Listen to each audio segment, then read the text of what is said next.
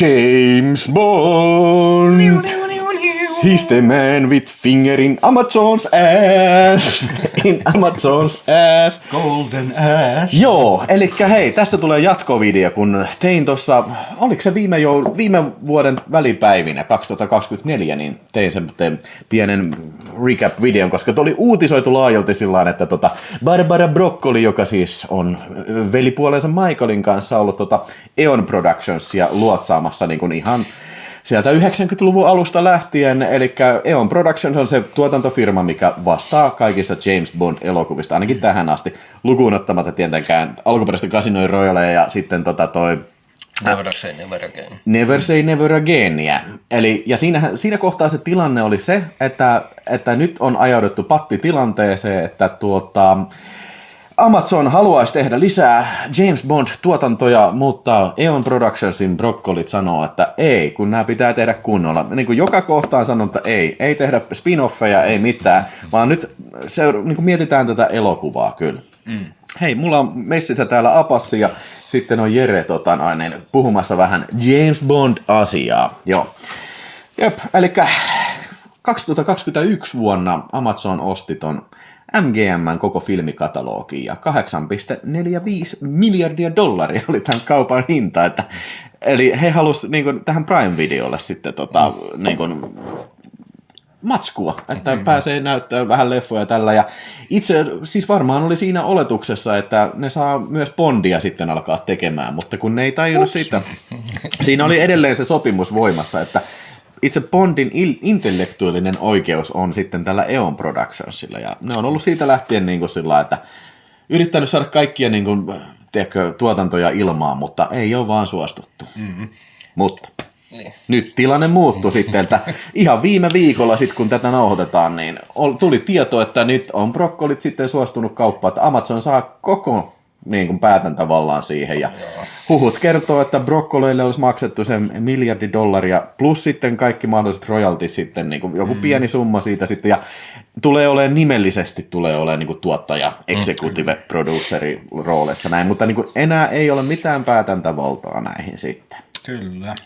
No niinhän tässä money talks, bullshit walks. Kansantaiteilija Irving Goodmania lainatakseni menit minne vaan hotellin ravintolaan, huomaat sen ehkä kiroilleen. Raha ratkaisee. Raha ratkaisee, joo. Joo, ja siis se on niin vitun malli esimerkki. Kyllä. Että miten takki kääntyy kuukauden sisällä, kunhan vaan lyödään ihan tarpeeksi sitä massia siis kehiin. Joo, ja en mä nyt ehkä en mä olisi näin ankara siis siltä, mieti jos sulla alettaisiin miljardi. No totta vitussa mä olisin jo ollut, mitä helvettiä sä selität. Mä olisin varmaan jo pienemmälläkin jo sanonut. Että joku haluaisi tehdä juhlajätkiä, se on 100 €. Okei. No en mä nyt 100 € ei kyllä lähti, 100 €. 100 € ja sixpack. Niin,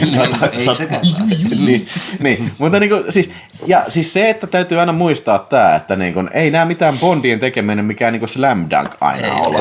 Siis Eon Productions, voidaan sanoa, että se ei ole studio, vaan se on tuotantoyhtiö, ja nehän on aina ollut työn ja tuskan takana saada rahoitus niille, vaikka on ollut levitysyhtiöt ja näin. Ja hyvä esimerkki oli siitä tuo edellinen Bondi, No Time to Die, niin se oli varmaan kallein Bondi, mitä tehtiin. Joo. Siis siihen oli vaikea saada tätä rahaa. Kyllä, siinä oli se castingi jo pelkästään varmaan 100 miljoonaa. Ihan järjetön setti niin kuin kaikin mahdollisin puolin. Ja tosiaan, jos miettii sitä historiaa ylipäätään, että tokihan niissä nyt on tietysti aika lailla poikkeuksetta tavalla tai toisella jääty voitolle ja näin päin pois. Siis, niin kuin rupeaa miettimään sitä, että näin 60 vuotta myöhemmin ja 24 elokuvaa, 25 leffaa, kuinka niitä on. Nyt on 25, eli seuraava olisi sitten 26 sitten. Niin, miettii siltä kannalta, että minkälainen saatanan työmaa se niin kerta toisen jälkeen on aina lähteä sitä koneistoa pyörittämään. Joo, ja kun tässä on vielä se, että Bondi vaihtuu. Ja sitten sä lähdet sitä, että sun pitää lähteä sitä myymään ennen kuin tulee sitä ihka ensimmäistäkään Bondia ulos. Ja sitten kun se lähtee myymään, niin se jätkä kuitenkin sen arvo alkaa nousemaan. Ja sitten kun se on taas kansa tottunut siihen uuteen Bondiin, niin sitten vittu se voi sanoa seuraavaksi taas, että vittu mä otan sen 50 tosta. Että. Joo, siis ymmärtääkseni Danielin Craigin palkki oli ihan käsittämättömän. Joo, siis se oli mun mielestä siis yli 50 jopa. Siis jotain ihan järjetöntä. No, tiedätkö? tämä Taisi olla mies, varmaan- joka ei ole halunnut sitä roolia tehdä enää viimeiseen niin kuin 15 vuoteen, niin Ei varmaan tuon Skyfallin jälkeen. Että... voi veikkaa, että senkin kohdalla oli jo niin kuin hampaiden kiristystä se homma. Että... Ja siis onhan näitä nyt hyvänä aika historiassa bondeja, jotka on lyhyeksi jäänyt. Että tosiaan tässä nyt esimerkkinä. Daltoni jäi. Daltoni ja sitten Lasempi tosiaan vielä kaiken lisäksi niin kuin kapinoi itsensä ulos roolista. Että Tai siis mun ymmärtääkseni Lasempi olisi saanut jatkaa, mutta sen agentti oli sanonut, että ei kannata jatkaa, nämä bondit on menossa pois. Että niin kun kannattaa ottaa esimerkiksi rooli tuolta Australian suunnalta, esimerkiksi Man from Hong Kong, niin siitä tulee kova juttu. Mutta kyllä se vissiin on itsekin sanonut, että tämä oli jo huono päätös kyllä näin jälkeenpäin. Näitä on, joo. Näitä on muitakin. Mutta siis voidaanhan sanoa, että siis Godzillan ohella, niin tämä on vanhin franchise, kyllä näin niin kuin leffa. edelleen jatkuva franchise, joo. Niin. Siis Onko yksi Tarzan? No, ei ole edelleen jatkuva, sehän aina uudelleen käynnistetään ja siinä on vielä kaiken kukkuraksi niin kuin ne alkuperäisten Tarzanien kanssa ei ole enää nykyisillä varmaan mitään tekoa enää. Ja sitten ne kun viimeisimmät tuotokset varmaan Tarzanista, mikä taisi olla, no okei, tehtiin ne yksi animaatioista, yksi leffa, mutta niin kuin TVn puolella hän lähinnä teki sarjaa. Että... Onhan niin totta kai joku Godzillakin se on rebootattu sen miljardi kertaa ja niin edes poispäin, mutta käsittääkseni siinä on vielä vähän niin kuin kumminkin jonkunlaista alkuperäisyyttä mukana siinä touhussa, että se on niin kuin yhden jaksosta ollut. Just näin, ja siis puhumattakaan siitä, että niin kun, jos puhutaan Bondista ja puhutaan Godzillasta, ne on saman tuotantoyhtiön niin Toho Godzillalla ja sitten täällä on ollut Eon, tai siis Eon Productions. Onhan niillä ollut erilaisia levittäjiä sitten siinä. Esimerkiksi United Artists oli ennen sitä MGM. Ja joku Sherlock Holmes, joka on ollut sitten miljardilla eri... Siis niitä on erilaiset ihmiset. Robin Hood. Niin, Dracula on tehnyt vaikka kuinka Zorro. Mutta näitä löytyy sille kuin penkoa, mutta siis ei tosiaan juuri tälleen yhden jaksosta ja yhden toimiston alaisena. Mutta kyllähän Bondi on ollut kriisissä monta kertaa, siis sellainen, kun, varsinkin silloin kun toi Sean Connery jätti se rooli. Eikö se ollut Istanbulissa, oli jo ensimmäiset kriisit ollut? Mun mielestä se olisi niin, että siis tuossa kun tuli You Only Live Twice. Ja sehän teki ihan järjettömän pitkän sopimuksen tosiaan, jota sitten ilmeisesti myös katui jossakin kohtaa. Että se käsittääkseni, jos mä et muistelen ulkoa jostakin vanhasta dokkarista, minkä olen joskus katsonut, mutta mielikuva mulla on, että silloin kun Lasempi tosiaan tuli kuvioihin, niin Connery olisi suurin piirtein niin kuin sen viimeisimmän Bondin siinä. Sitten kun on kamera sammunut viimeisen kerran, niin hyvä, ettei juossut karkuun, että no niin, tämä oli tässä, kiitos siinä näkemiin. Mun mielestä se on, itse sanoi sen, että niin, kun ne teki For You Only Live Twice, että se meni Japanissa, se meni johonkin kuselle, niin joku äijä hyppäsi sinne niin kuin, sieltä niin kuin, kusi sinne koppiin niin kuin, sieltä niin kuin sen kanssa, niin kuin joku fani. Että silloin sä ajattelet, että okei, hei, en mä voi enää jatkaa tätä, että tää on niin kuin, ihan crazy. Ja sitten muutenkaan tämä rooli ei nyt ole niin hyvä, tiedätkö, että tämä ei kiinnosta mua niin paljon, että niin kuin, tätä pitäisi jatkaa enemmän. Mutta sitten tuli Roger Moore, niin sitähän haettiin tosi pitkään. Sitten Daltoni. Mutta ehkä se on niin kuin pisin tauko tätä ennen on ollut se, kun Brosnani tuli. Siinä oli 6 vuotta. Ja sitten siinä oli muutenkin ongelmia siinä, että niin kuin mitä James Bond tulee tekemään, tiedätkö? Että kun oli kylmä sota ohi siinä ja sitten mikä on Bondin rooli tässä uudessa maailmassa? Siitä on erityinen shoutoutti annettava GoldenEyelle, että elokuvana se osasi käsitellä tuota aihetta todella hyvin. Että, siis se osasi niin kuin tarkistella sitä silleen, voisiko sanoa, että kypsästä näkökulmasta, ettei mennyt ihan perseilyksi, mutta silti vähän semmoista James Bondilaista sekoilua silti mukana, että se balanssi on tosi hyvä siinä leffassa tämän suhteen. Joo. Ja sitten tietysti viimeisimpänä toi Daniel Craig-aika. Sitäkin voi sanoa, että se vähän niin kuin uudelleen keksittiin tämä. Että Daniel Craigin aika toi niin kuin tämmöisen, mistä mä en nyt välitä kauheasti. Se tämmöinen niin kuin, tiedätkö, jatkuva tarina, tämmöinen sarjamainen rakenne. Tiedätkö. Niin kuin mä tykkään siitä, että se on semmoinen irrallisia seikkailuja. Tiedätkö. Joku tykkäsi Jason Bourne-elokuvista tosi paljon ja halusi tehdä niistä James Bond-version. Ja lopputulos on Daniel Craigin Bondit sekä hyvässä että pahassa. Niin. Ja Casino Royale on edelleen mun mielestä on paras Bondi. Se on hyvä ja kyllä Skyfallkin on hyvä, mutta sitten mä en nyt... Mitä te olette mieltä No Time to Die? Siis, No Time to Die. Mä oon nähnyt sen kerran. Niin mäkin, elokuvissa tällä. Elokuvissa ja silloin menisin tylsistyä puolikuoliaaksi. Niin, siis Mun mielestä Rami Malekka on hyvä.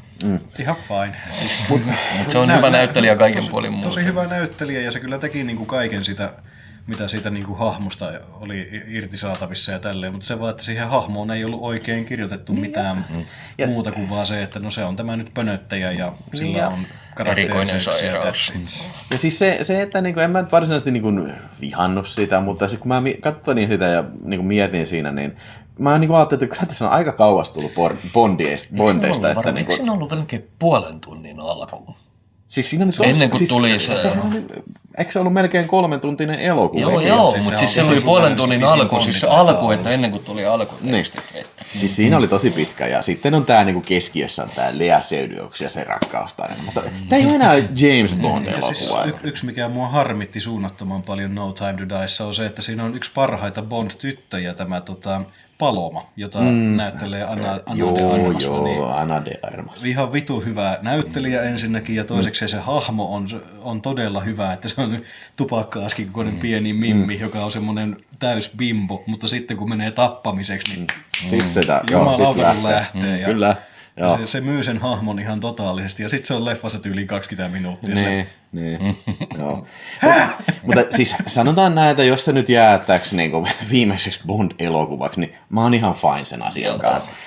Mutta ei tää jää. Niin, ei se jää. Niinku, okei, lähtökohtaisesti tää voi olla hyvä asia. Niinku, vois miettiä, että okei, nyt Amazon saa tehdä mitä ne haluaa. Että vois kuvitella, että nyt tulee kuumaa matskua, mutta... Tää on just nyt näinpä, että en olisi menossa S-arpaa ostamaan tuolla perukkeella. Siis, tää on just tätä, niin kun, mistä me nyt ollaan tässä puhumassa. Siis se, että niin kun, mä en jotenkin näe, että niin tää on niin nykyaikainen tää tämmönen striimauksen aikakausi, missä niin oikeasti niin kun, mietitään, niin kun, ei puhuta niin elokuvista, vaan puhutaan kontentista. Ja mietitään näitä niin kun, sakelin... Esimerkiksi niin tämän kontentin niin rakennetta siinä malliin, että okei, me ollaan mitattu, että niin tämän tyylinen sisältö, niin tässä kohtaa ihmiset alkaa tylsistyä, että tässä pitää tapahtua näitä. Sitten käytetään just jotain AI:ta siihen apuna niin kirjoittaa, että mikä voisi olla hyvä seikka. No, mä en vittu vaan näe, että niin kuin... Niin. Siis voin olla väärä, voidaan olla väärässä.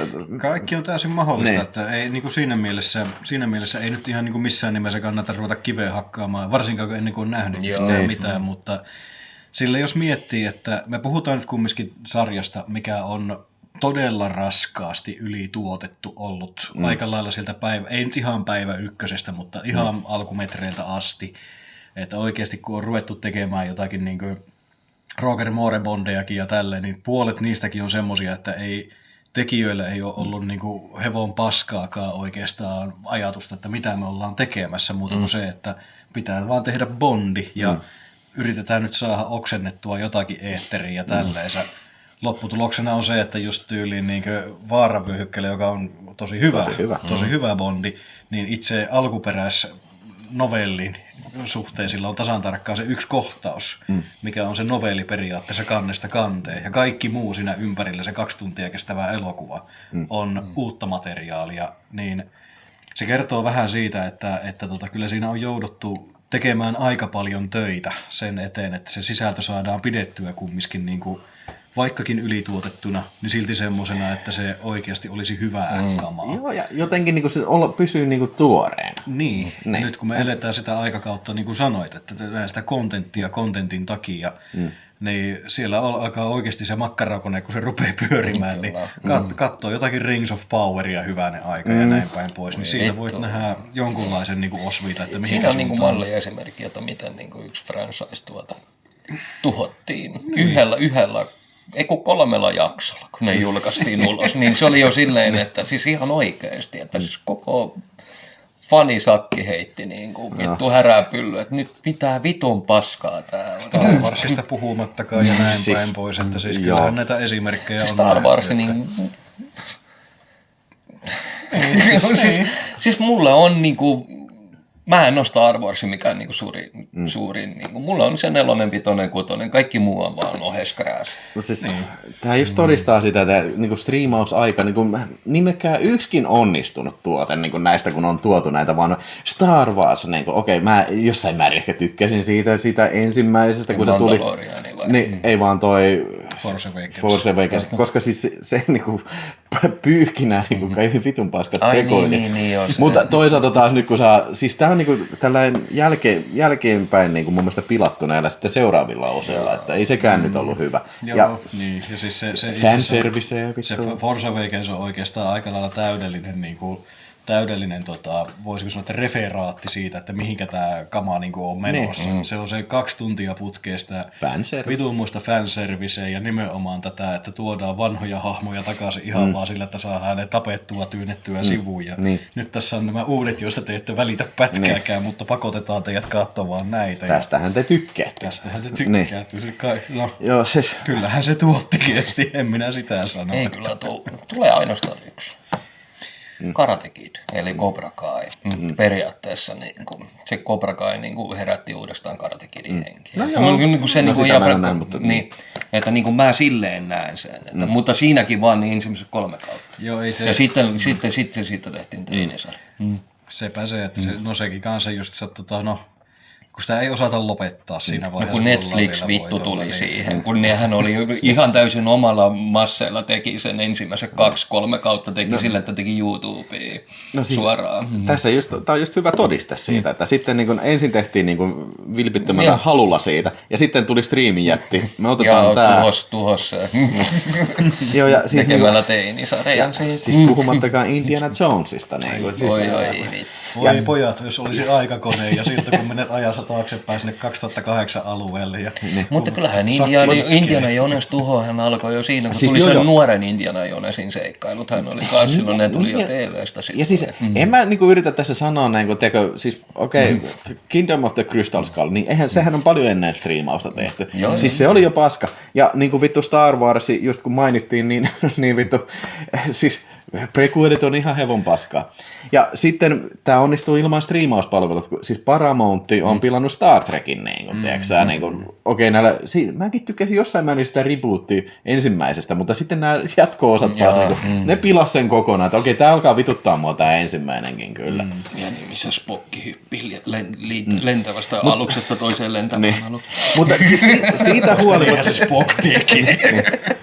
Mutta siis siitä huolimatta, totta kai jokaisen franchisessa voi olla huonoja elokuvia, ja elokuvat voi olla ilman striimaustakin huonoja.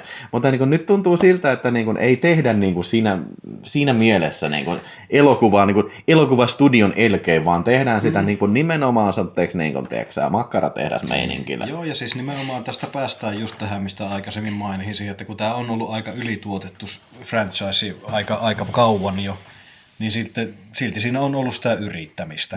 Että sitä on yritetty uusia, että minun henkilökohtainen suosikki on Timothy Dalton. Sen bondit on parhaat bondit. Ne on kumpikin hyviä. Ne on helvetin hyviä molemmat, ja ennen kaikkea just se, että me oltiin nähty Groovy 60-luvun agentti, ja me oltiin nähty tämä hassutteleva setä Roger Moore vähän synkistelyvä Lasempin kanssa.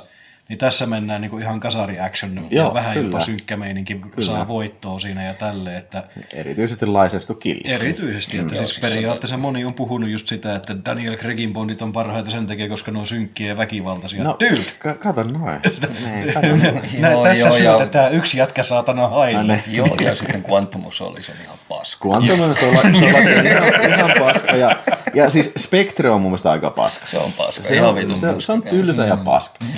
Mutta vaikka sen oli saanut vitun sen aikaan ehkä parhaan miesnäyttelijän sai pahikseksi, ja ei ne osannut käyttää sitä vitun ei ollenkaan. Tämmöisiä voi tapahtua kyllä. Mutta saa nähdä, mitä tapahtuu tässä. Että voihan olla, että mulla on ihan täysin väärässä, mutta esimerkiksi se ei povaa hyvää, että kun Jeff Bezos oli päivittänyt, jes me saatiin tämä nyt haltuunsa ja oli kysynyt, että kenestä pitää tulla seuraava Bondi, niin katsojat oli äänestä, että Henry Cavill se vissiin varmaan sitten on se seuraava Bondi. Mä epäilen, että kato, kun siinä on ongelma se, että se on jo se markkina-arvo aika korkea jo. Nyläs aina ottaa jonkun semmoisen vähän tuntemattomamman mutta siihen. Se oli sitä aikaa, kun brokkolit päätti. Niin. Nyt ne lyö satana rahat tiskin. Nehän tuhoaa sen mystisyyden saman tien. Kato, kun sehän on ollut osa sitä.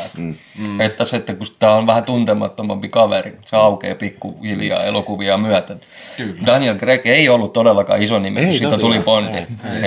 Eikä ollut Pierce Brosnankaan niin iso nimi, mitä Bondien jälkeen sitten. Että, Ei, että kyllähän se kaikki Bondin näyttelijät, pois lukien joku niin kuin Lazenby ja Connery, niin niillä on toki ollut se historia jo, ja jopa ihan lajissansa menestynytkin historia, että Dalton on ollut kumminkin niin kuin ison luokan teatterinäyttelijä, ja Brosnan on ollut Remington Steele, ja Roger Moore oli vittu pyhimys. Kaikkea tämmöistä. Onhan Cavill on taas sitten teräsmies. Kyllä, lähinnä se niin pointti on nimenomaan niin kuin sanoit, että sitten kun niistä tuli Bondeja, niin star power through fucking roof, että ihan niin kuin heittämällä. Ja sitten onhan se yrittänyt ja suoratoistolla. Eri kaudella Witcher-sarjassa. Kyllä. Oliko se niin, että se hinnoitteli itsensä ulos siitä?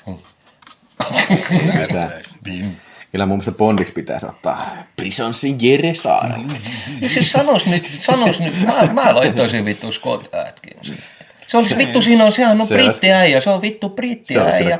Niin ja sitten sehän on tullut jostain vitun Emmerdalenista ja näistä. Se on näytellyt niissä ja sitten vittu siinä sivussa sitten kaveri niin osaa kempoa. Ei kempoa, vaan näitä taistelulajeja ja sitten 1-2 luokan näyttelijät. Se olisi kyllä helvetin kova. Ja siinä se osaa näytellä ensinnäkin ja siinä on sitä tietynlaista karismaa. Ja se oli siinä sitä mystisyyttä, koska valtayleisö kuitenkin ei tiedäkään mitään.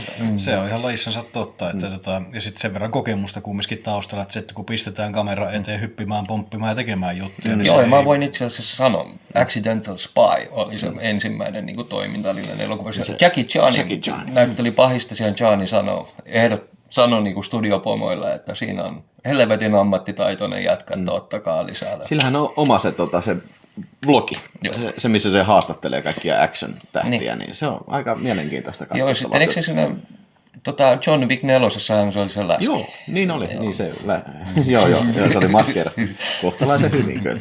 Mutta niin kuin sieltä on väläytetty kaikkia hyviä ideoita kyllä Amazonin suunnasta. Että mutta se oli kuitenkin mun veikkaus, jos saisi mun puolesta tulla.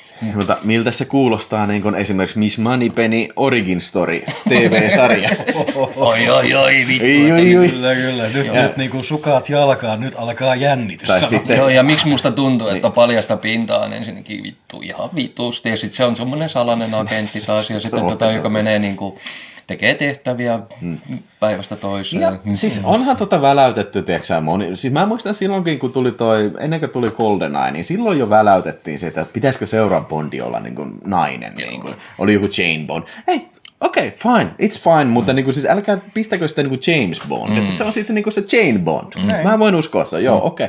Tehkää vaan semmonen. Tai sitten, voiko se olla musta mies? No, miksei? Niin kuin, siis, kyllä mun mielestä niin kuin Bondi, siis se on vaan koodinimi ilmeisesti, tiedätkö, että niin kuin se voi olla. Se niin kuin periytyvä sitten. Niin, ja siis ylipäätään, jos sä nyt rebootaat se franchise, niin ei mua niin kuin pätkääkään haittaa jotakin oikeasti helvetin hienoa, karismaattista näyttelijää nähdä siinä roolissa. Ihan sama minkä värinen kaveri. Niin. Idris Elba esimerkiksi. Sitähän veikkailtiin pitkään. Niin, silloin olisi ollut varmasti oikeasti tosi hyvä se vaan, että se on alkaa olemaan 60 lähemmäksi. Niin, sepä se, että ei niinku ehkä uutta Bondia hänestä enää, mutta siis pointtina lähinnä nimenomaan se, että tämmöinen kumminkin niin kuin kirjoihin perustuva hahmo ja näin päin pois, niin kyllähän siinä nyt voi ottaa tulkintaa ihan mihinkä suuntaan tahansa, mutta esimerkiksi jos mennään niin kuin tähän, että entäs jos James Bond olisi nainen? No mitä jos vaan teette James Bond-elokuva, missä on oikeasti hyvä naishahmo?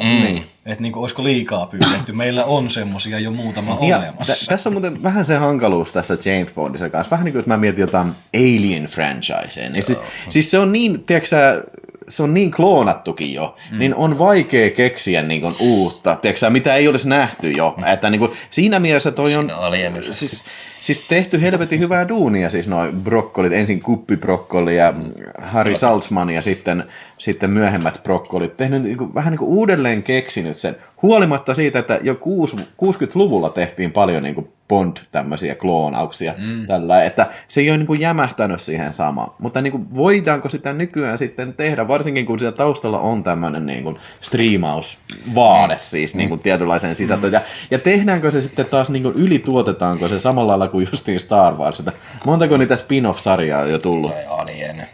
Etenkin tänä vuonna Alien ja Predator, mitä on käymässä. Että siis se on ihan järjetöntä. Ensinnäkin Alienin sarja on tulossa ilmeisesti, Alien Earth on tulossa, ja sitten on ja nyt tulee sitten tämän vuoden aikana tulee 2 Predator-elokuvaa, eli Badlands ja sitten vielä sitten toi, sanos nyt tää Intiani jatkoosa. Se oli se Prey.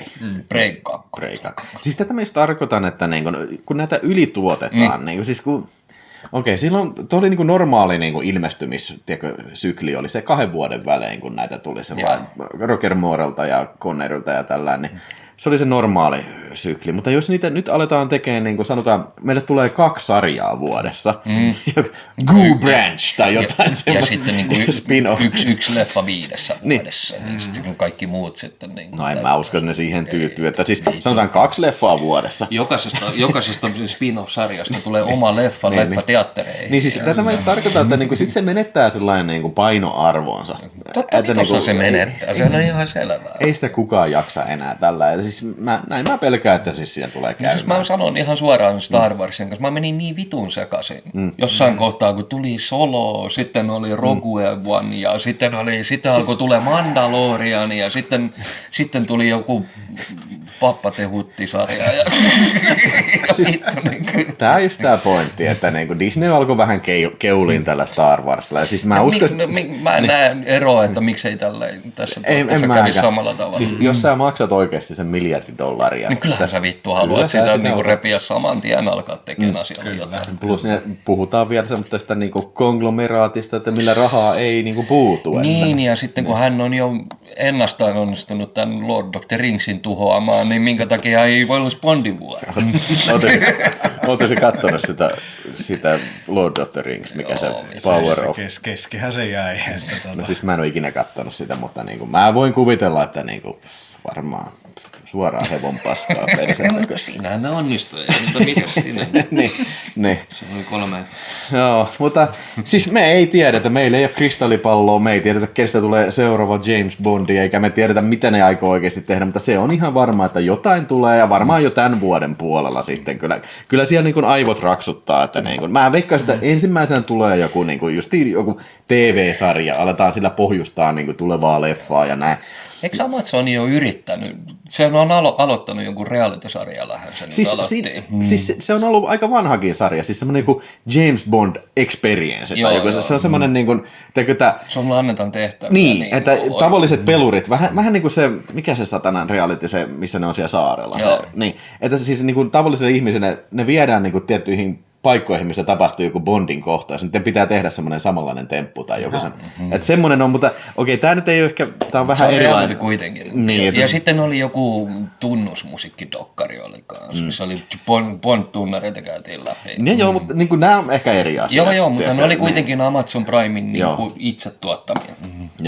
Joo, mutta tosiaan nähtäväksi jää, miten tämän sitten tärvelää. No, mulla on pieni aavistus jo tässä.